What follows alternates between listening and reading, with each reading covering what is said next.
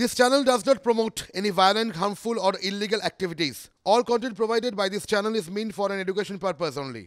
বড় খবর সিবিআই তদন্তের নির্দেশ সন্দেশখালী কাণ্ডে সোজা চলে যাব স্টুডিওয়ে আমার অন্য দুই সহকর্মীর কাছে। একদমই এই মুহূর্তের বড় খবর সন্দেশখালী কাণ্ডে সিবিআই তদন্তের নির্দেশ দেওয়া হয়েছে। কলকাতা হাইকোর্টের প্রধান বিচারপতি বেঞ্চের নির্দেশ, ইডি আধিকারিকদের উপর হামলার ঘটনায় সিট যে গঠন করা হয়েছিল তা খারিজ করে দেওয়া হয়েছে।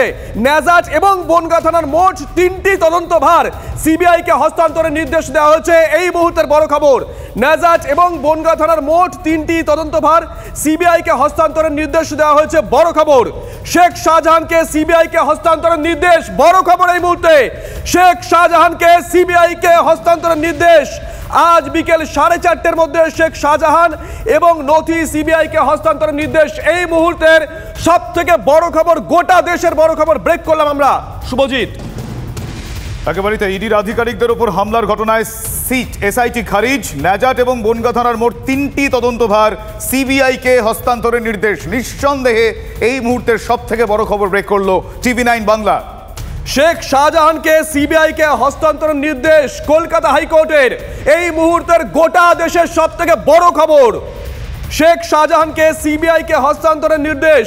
শুভজিৎ, আমাদের সহকর্মী সৌরভ সেখানে রয়েছে, আমরা তার থেকে আপডেট নেব। তবে এই মুহূর্তের অত্যন্ত গুরুত্বপূর্ণ খবর, আজ বিকেল 4:30টার মধ্যে শেখ শাহজাহান এবং নথি সিবিআইকে হস্তান্তরের নির্দেশ। সৌরভ দত্ত আমাদের সহকর্মী এই মুহূর্তে রয়েছেন আমার সঙ্গে। সৌরভ, আর কি জানা যাচ্ছে, কি আপডেট, কি পরিস্থিতি? দেখো, এই মুহূর্তে সবচেয়ে বড় খবর যে সন্দেশখালী কাণ্ডের তদন্তের নির্দেশ দেওয়া হলো সিবিআইকে। সিবিআইয়ের হাতে তদন্ত ভার তুলে দেওয়া হলো। স্বাভাবিকভাবেই কিন্তু রাজ্য পুলিশের হাত থেকে তদন্তের ভার চলে গেল সিবিআইয়ের হাতে, এবং শেখ শাহজাহান সহ তাদের যে সাগরেদরা যারা রয়েছেন তাদের বিরুদ্ধে যে অভিযোগগুলো রয়েছে সেই অভিযোগের তদন্ত এখন থেকে করবে কেন্দ্রীয় তদন্তকারী সংস্থা। অত্যন্ত তাৎপর্যপূর্ণ ঘটনা লোকসভা ভোটের আগে। তুমি জানো যে শেখ শাহজাহান আত্মসমর্পণ করতে চাইছিলেন না, রাজ্য পুলিশের সঙ্গে একটা দীর্ঘ নেগোসিয়েশন চলে, তারপর শেখ শাহজাহানকে পাকড়াও করতে সমর্থ হয় রাজ্য পুলিশ, এবং সেই জায়গার থেকে সেটাই কিন্তু এখানকার যারা বিরোধীরা তারা সেই অভিযোগ করে আসছেন যে শেখ শাহজাহানের সঙ্গে একটা নেগোসিয়েশন চলেছে। শেখ শাহজাহান আত্মসমর্পণ করতে চাইছিলেন না, শেষ পর্যন্ত তাকে বোঝানো হয় যে রাজ্য পুলিশের হাতে তদন্তভার থাকবে, তার দুশ্চিন্তার কোনো কারণ নেই। তারপরেই শেখ শাহজাহানকে গ্রেফতার দেখানো হয়, সৌম্য অ্যারেস্ট দেখানো হয়। এটাই সৌরভ, সন্দেশখালী কোনো বাসিন্দা কেউ রয়েছেন তোমার আশেপাশে? তারা তো বারবার বলেছিলেন পুলিশের ওপর কোনো আস্থা তাদের নেই। আজকে তাদের রিঅ্যাকশনটা দরকার। আসবো সৌরভ, তোমার কাছে আসবো। সিজার আমাদের সঙ্গে রয়েছেন। সিজার, এই মুহূর্তে বোধহয় গোটা দেশের এটাই সব থেকে বড় খবর। সিজার,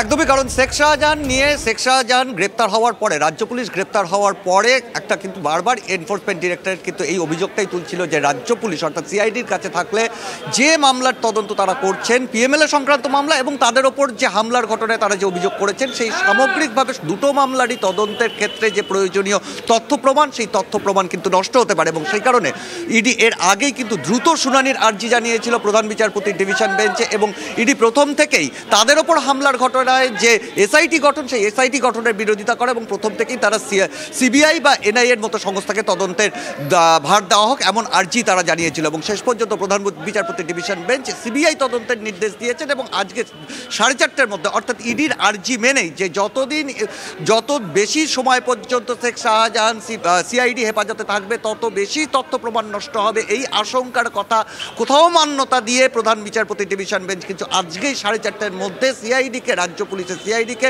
শেখ শাহজাহান সহ ওই 3টি মামলা অর্থাৎ নেজাট থানার 2টি মামলা, একটি হচ্ছে ইডির করা মামলা আক্রান্ত হওয়ার, দ্বিতীয় মামলাটি হচ্ছে পুলিশের যেটা শতপ্রণোদিত মামলা ওই দিনের গন্ডগোলের, এই 2টি মামলা, এবং বনগাঁয় শঙ্করাঢ্যকে গ্রেপ্তার করতে গিয়ে যেখানে ইডি আধিকারিকরা আক্রান্ত হয়েছিলেন, এই 3টে মামলা সংক্রান্ত সমস্ত নথি দ্রুত সিবিআই আধিকারিকদের হাতে তুলে দেওয়ার নির্দেশ দিয়েছেন। অর্থাৎ সিবিআই এই নথি পেয়েই তারা এফআইআর স্টার্ট করবে, এবং যেটা জানা যাচ্ছে স্পেশাল ক্রাইম ব্রাঞ্চের পক্ষ থেকে এই তদন্ত করা হবে, যেটা সিজিও কমপ্লেক্স থেকেই পরিচালিত হবে। একেবারে আরো একবার শুভজিৎ, আমরা সৌরভের কাছে যাই, তার কারণ তুমি যেরকম বলছিলে সেখানকার মানুষজন এই বিষয়টাকে কিভাবে দেখছেন সেটা একটু জানা দরকার। সৌরভ। শুভজিৎ, দেখো এই মুহূর্তে ভারতীয় যুব মোর্চার নেতৃত্বরা এখানে এসছেন, সন্দেশখালীতে এসছেন। তাদের সন্দেশখালীতে কর্মসূচি করতে যাওয়ার কথা ছিল, কিন্তু তাদেরকে সন্দেশখালীতে না দাঁড়িয়ে ধামাখালী থেকে সন্দেশখালী, সন্দেশখালী থেকে ভাঙাতুশখালী, ভাঙাতুশখালী থেকে বড়তুশখালী, এই রুটের মধ্যে সন্দেশখালীতে নৌকোকে না দাঁড় করিয়ে সরাসরি বড়তুশখালীতে নৌকোকে নিয়ে আসা হয়েছে। এখানে ইন্দ্রনীল খাঁ রয়েছেন। সন্দেশখালী কাণ্ডে সিবিআই তদন্তের নির্দেশ দেওয়া হয়েছে। দেখুন, সন্দেশখালী কাণ্ডে সাধারণ মানুষ এখানে যেভাবে জনরোষ ছিল এবং পুলিশ প্রশাসনের বিরুদ্ধে যেভাবে সাধারণ মানুষ, ঘরের নারীরা, মায়েরা, বউয়েরা, মেয়েরা, যুব সমাজ সকলে মিলে যেভাবে ক্ষোভ উগড়ে দিয়েছিল এবং চোখের সামনে আমরা দেখতে পাচ্ছিলাম ইডি এবং সিআরপিএফ কেন্দ্রীয় বাহিনীর ওপর যেভাবে করে নির্মমভাবে হামলা হলো। তার 56 দিন ধরে এই শেখ শাহজাহান কিন্তু সন্দেশখালীতেই ছিল, তা সত্ত্বেও রাজ্যের পুলিশ প্রশাসন তাকে অ্যারেস্ট করেনি। তার বিরুদ্ধে যখন গ্রেফতারি পরোয়ানা, রাজ্য পুলিশের ভূমিকা নিয়ে বরাবরই সন্দিহান ছিলেন, সেই জায়গা থেকে সিবিআই এর হাতে তদন্তভার দেওয়ায় আপনারা কি মনে করছেন? আপনাদের দাবিটাই সত্যি হলো? আপনাদের নৈতিক জয় হলো? এই জয় সন্দেশখালীর সকল সংগ্রামী নারীদের জয়। এই জয় ভারতীয় জনতা পার্টির সকল কার্যকর্তারা, যাদের বিভিন্নভাবে ভুয়ো কেস দিয়ে অ্যারেস্ট করা হয়েছিল, তার সাথে সাথে পশ্চিমবঙ্গের বিভিন্ন জাতীয়তাবাদী শক্তি প্রত্যেকের জয়। কারণ প্রত্যেকের কাছে একটাই বক্তব্য ছিল যে সন্দেশখালী কোনো শেখ শাহজাহানের সাম্রাজ্য নয়, যেখানে তৃণমূলের হারমাদরা যেভাবে করে পুলিশ প্রশাসনকে সাথে নিয়ে নারীদের ওপর সারা রাত ধরে নির্যাতন করবে আর দিনের বেলা বলবে তোমাকে 500 টাকা 1000 টাকা দিয়েছি তাই তোমরা নির্যাতিত হও, তোমরা নিগৃহীত হও, এটা সাধারণ মানুষ কোনোভাবে মেনে নিতে পারেনি। প্রধানমন্ত্রী নরেন্দ্র মোদী বারাসাতে আসছেন, সেখানে সন্দেশখালীর যারা মা দুর্গা বলে যাদেরকে সম্বোধন করা হয়েছে তাদেরও যাওয়ার কথা রয়েছে এখনো পর্যন্ত। ঠিক তার আগেই সিবিআই তদন্ত, রাজ্যের যারা রয়েছেন, যারা শাসক দল রয়েছেন, তারা তো বলবেন যে সবটাই স্ক্রিপ্টেড।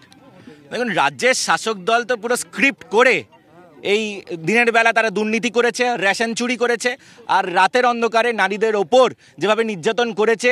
এবং দুর্ভাগ্য যে রাজ্যের পুলিশ মন্ত্রী মমতা বন্দ্যোপাধ্যায় স্বয়ং তিনি যেভাবে বিধানসভার ফ্লোরে দাঁড়িয়ে শেখ শাহজাহানের হয়ে ওকালতি করেছেন, এটা পশ্চিমবঙ্গের মানুষের কাছে এর থেকে লজ্জার দিন হতে পারে না।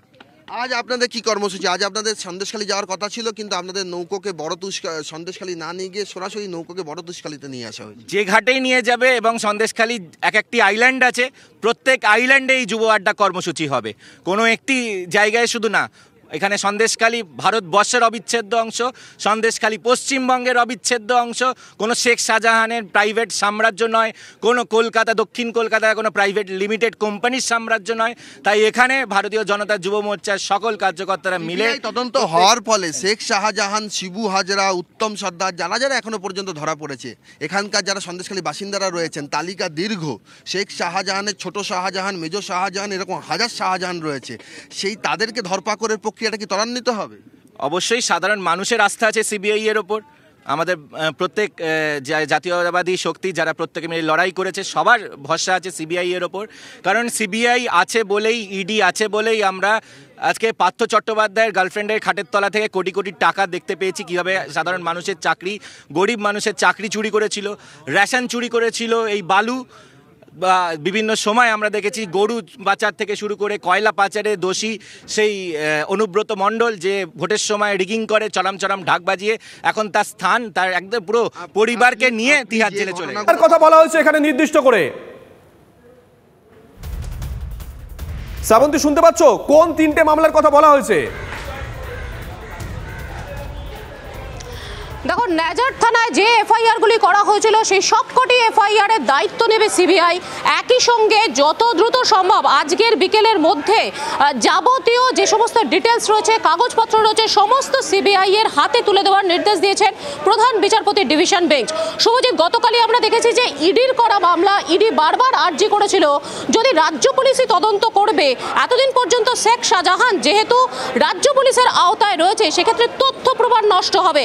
বারবার একই কথা উল্লেখ করেছিলেন ইডির আইনজীবী। একই সঙ্গে সিবিআই এর পক্ষ থেকে একই দাবি করা হয়েছিল। আজকে প্রধান বিচারপতি ইডি এবং সিবিআই এর এই আর্জির মান্যতা দিলেন এবং শেখ শাহজাহানকে আপাতত শেখ শাহজাহানের বিরুদ্ধে যাবতীয় এফআইআর যেগুলি এই মুহূর্তে রুজু করা রয়েছে সবকটি তদন্তভার চলে যাচ্ছে সিবিআই এর উপর। অর্থাৎ সন্দেশখালী মামলার তদন্তভার যাচ্ছে সিবিআই এরপর তদন্ত করবে। কার্যত বলা যেতে পারে এবার সময়ের অপেক্ষা শেখ শাহজাহানকে সিবিআই এর হাতে তুলে দেওয়া হবে। রাজ্যের হাতে কোন কোন আইনি রাস্তা খোলা আছে শ্রাবন্তী? দেখো, যেহেতু এটা প্রধান বিচারপতির ডিভিশন বেঞ্চ, তাই আপাতত কলকাতা হাইকোর্টে আর কোনো রকম সুযোগ থাকছে না রাজ্য সরকারের কাছে। সুপ্রিম কোর্ট অর্থাৎ শীর্ষ আদালতেই যাবে। কিন্তু যদি আমরা এই মামলার প্রেক্ষিতটা দেখি, যেটা যেহেতু ইডির প্রধান যারা ছিলেন আধিকারিক তারা মার খেয়েছিলেন, এটা কিন্তু একটা জাতীয় নিরাপত্তার ব্যাপার, যেটা সবার আগে গ্রাহ্য করা হবে। সেক্ষেত্রে শীর্ষ আদালতে কতটা সুবিধা করতে পারবে রাজ্য সরকার তা নিয়ে নিঃসন্দেহে প্রশ্ন থাকবে। পলিটিক্যাল প্রশ্ন করি শ্রাবন্তী, এর আগে আমরা দেখেছিলাম রাজ্য প্রশাসনের তরফ থেকে, রাজ্যের শাসক দলের তরফ থেকে বলা হয়েছিল ইডি কেন অ্যারেস্ট করছে না। এবার সিবিআইয়ের কাছে তদন্ত গেল, তাহলে কি কোথাও গিয়ে রাজ্যের শাসক দল এটা নিয়ে সুর চড়াবে বা প্রশাসন যেতে পারে, রাজ্য সরকার যেতে পারে? এই মুহূর্তে যেরকম জায়গায় যে আইনি জায়গায় শেখ শাহজাহানের মামলাটি রয়েছে, অর্থাৎ প্রথমত আজকের যাবতীয় কাগজপত্র সিবিআই এর কাছে হ্যান্ডওভার করা হবে। সেই সমস্ত কাগজপত্র নিয়ে তদন্তভার শুরু করবে সিবিআই। কিছুদিনের মধ্যেই আদালতে এসে তারা যেটা জানাবেন যে তারা শেখ শাহজাহানকে কাস্টাডিতে চাইছেন, তাকে সরাসরি জিজ্ঞাসাবাদ করতে চান। তার কারণ যে ফোনগুলি করা হয়েছিল প্রথমে ইডির আধিকারিকরা যখন তার পলিটিক্যাল রিঅ্যাকশন আসতে শুরু করে দিয়েছে শুভজিৎ। একদমই তাই। অধীর রঞ্জন চৌধুরী তিনি কি বলছেন গোটা বিষয়টা আমরা শোনাবো আপনাদের।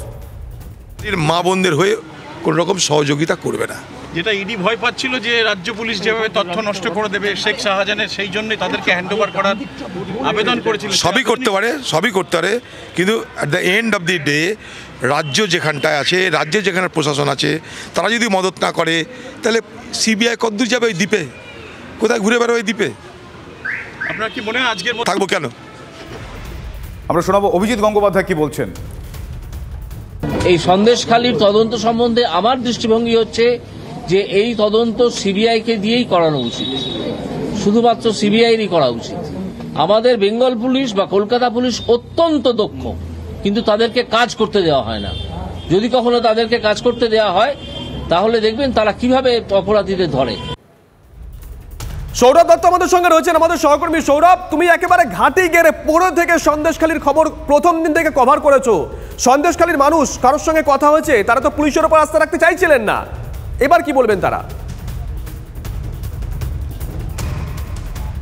দেখো, রাজ্য পুলিশ তদন্তভার নেওয়ার পর শেখ শাহজাহানকে গ্রেফতার করার পরও বারবার কিন্তু সন্দেশখালী যারা বাসিন্দারা রয়েছেন তারা কিন্তু শঙ্কা প্রকাশ করেছেন। তারা বলেছেন যে না আঁচালে বিশ্বাস নয়। তাদের প্রতিক্রিয়া যদি একটা নির্যাস তুমি বার করাও তাহলে তার একটাই নির্যাস যে না আঁচালে বিশ্বাস নেই। অর্থাৎ শেখ শাহজাহানের কড়া শাস্তি না হলে, শিবু হাজরার কড়া শাস্তি না হলে, উত্তম সর্দারদের কড়া শাস্তি না হলে তারা কখনোই আশ্বস্ত হতে পারছেন না। ফলে স্বাভাবিকভাবেই তারা কিন্তু অনেক বেশি করে, একদম ডে ওয়ান থেকে অনেক বেশি করে তারা কিন্তু কেন্দ্রীয় তদন্তকারী সংস্থার উপরে আশ্বাস রেখেছেন। সেই জন্য রাজ্যের প্রতিনিধি দল যখন এখানে ভিজিট করেছে, সেখান তাকে ঘিরে যত না বেশি উৎসাহ দেখিয়েছেন সন্দেশখালী বাসিন্দারা, তারা অনেক বেশি উৎসাহ দেখিয়েছেন কেন্দ্রীয় কোনো তদন্তকারী সংস্থার দল যখন সন্দেশখালীর ঘাটে তাদের নৌকো ভিড়িয়েছেন। ফলে সব মিলিয়ে কিন্তু কেন্দ্রীয় তদন্তকারী সংস্থা যখন তদন্তভার নিয়েছে, ফলে স্বাভাবিকভাবেই তারা কিন্তু অনেকখানি উচ্ছ্বসিত। বিশেষত এইটা ভুললে চলবে না যে ইডির উপরে যদি হামলা না হতো তাহলে কি শেখ শাহজাহানকে গ্রেফতার করতে রাজ্য পুলিশ এতখানি বাধ্য হতো? এই প্রশ্নটা কিন্তু ডে ওয়ান থেকে তারা করেছেন এবং সেই জন্যই তারা বলছে, তারা কিন্তু এই দাবিও আমাদেরকে করেছেন, বারংবার বলেছেন ইডির হাতে তুলে দেওয়া। বেশ নজর থাকবে।